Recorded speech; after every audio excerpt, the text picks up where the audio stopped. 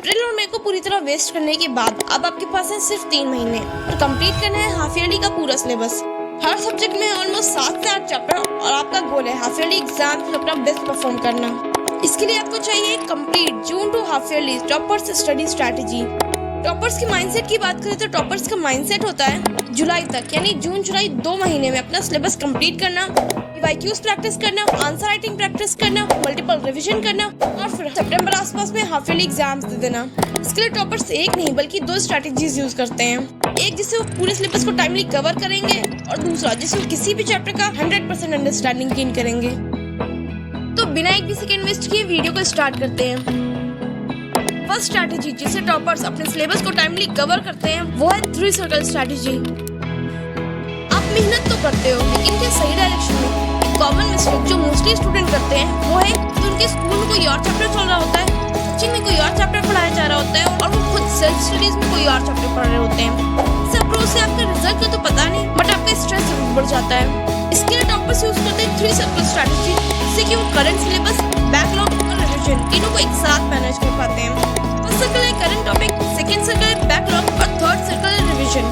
अगर आप तीनों को डेली थोड़ा टाइम दोगे तब भी आपकी पढ़ाई कभी पायलअप होगी ही नहीं। अब बात आती है इसके रियल लाइफ एग्जीक्यूशन की, आप तीनों को एक दिन में कैसे मैनेज करोगे। पहले बात करते हैं करंट टॉपिक्स की। करंट टॉपिक्स को हमेशा सेम डे या नेक्स्ट डे ही पढ़ लो वरना वो बैकलॉग बन जाते हैं। Best time for current topic is 4 to 6 PM क्योंकि इस टाइम पे आपका ब्रेन मॉडरेट एक्टिव मोड पर होता है और फिर आप चैप्टर्स को भी अभी पढ़ के आ रहे होते हो, आप उसे जल्दी गो थ्रू हो लेते हो। Second is backlog. बैकलॉग पढ़ने के लिए हाई फोकस जोन चाहिए होता है, इसलिए अर्ली मॉर्निंग या डिनर के बाद का टाइम इसके लिए बेस्ट होता है क्योंकि इस टाइम आपको मिनिमम डिस्ट्रैक्शन फेस करना पड़ता है। थर्ड है revision. End of the day आप रिवीजन कर सकते हो क्योंकि इसके लिए आपको हाई फोकस जोन की नीड नहीं होती है और according to various scientific researches सोने से पहले पढ़ी हुई चीजें आपको ज्यादा टाइम तक याद भी रहती हैं। ये थी आपकी 3 सर्कल स्ट्रैटेजी जो कि आपको सिलेबस से लेकर रिवीजन तक पूरा सिलेबस कवर करने का स्मार्ट रोड मैप देती है। बस याद रखो कि तीनों सर्कल्स को रोज थोड़ा टाइम दो, कंसिस्टेंट रहो, रिजल्ट अपने आप इम्प्रूव हो जाएगा। Second strategy is decoding each chapter.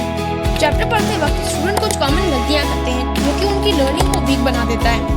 Normally student chapter को सीधा शुरू कर देते हैं बिना हेडिंग देखे, बिना समझे कि चैप्टर किस टॉपिक पर है। लेक्चर सुनने के बाद डायरेक्टली नोट्स बनाने लगते हैं। क्वेश्चन प्रैक्टिस के बाद समझते हैं कि चैप्टर कंप्लीट हो गया, but all of this alone still is insufficient because the right approaches किसी भी चैप्टर को स्टार्ट करने से पहले उसका ओवरव्यू लो, हेडिंग्स, सब हेडिंग्स, डायग्राम्स या बोल्ड टर्म्स सबको एक बार रफली एनालाइज कर लो। इससे आपको चैप्टर का एक रफ आइडिया मिल जाएगा और इम्पोर्टेंट है कि आप सारे टॉपिक्स को शुरुआत से ही एक दूसरे से कनेक्ट कर पाओगे। अगला स्टेप है लेक्चर अटेंड करना, चाहे वो ऑनलाइन हो या ऑफलाइन। लेक्चर को फोकस से सुनना बहुत इंपॉर्टेंट है। ट्राई करो कि क्लास में सारे कॉन्सेप्ट क्लियर हो जाए। जो टीचर इंपॉर्टेंट बताते हैं उसे रफ कॉपी में तुरंत लिखते जाओ, चाहे वो एग्जाम्पल्स हो, ट्रिक्स हो, एक्स्ट्रा पॉइंट्स हो, शॉर्टकट्स हो, सब कुछ। थर्ड स्टेप इज लेक्चर के बाद तुरंत सेम डे या फिर नेक्स्ट डे को एनसीईआरटी टेक्स्ट बुक को रीड करो। ये रीडिंग बहुत ही ज्यादा क्रूशियल होती है क्योंकि लेक्चर्स में समटाइम्स कुछ चीजें मिस भी हो सकती हैं और एनसीईआरटी रीडिंग से क्लैरिटी मिलती है। इसलिए हर पैराग्राफ को ध्यान से पढ़ो, इंपॉर्टेंट लाइन को अंडरलाइन करते जाओ। अगर कोई डायग्राम हो तो उसे अच्छे से समझ लो।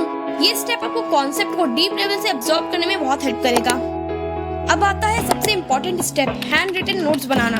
लेकिन सिर्फ लेक्चर या सिर्फ बुक से नहीं, दोनों का कॉम्बो होना चाहिए। मतलब लेक्चर और बुक दोनों से नोट्स बनाने हैं। लेक्चर्स में जो टीचर शॉर्टकट्स, कीवर्ड्स या एक्स्ट्रा इन्फॉर्मेशन देते हैं वो, और एनसीईआरटी में जो डेफिनेशंस, कॉन्सेप्ट, एग्जांपल्स होते हैं वो, दोनों को अपने नोट्स में इंक्लूड करना है। नोट्स बनाने के बाद अब टाइम है क्वेश्चन प्रैक्टिस करने का।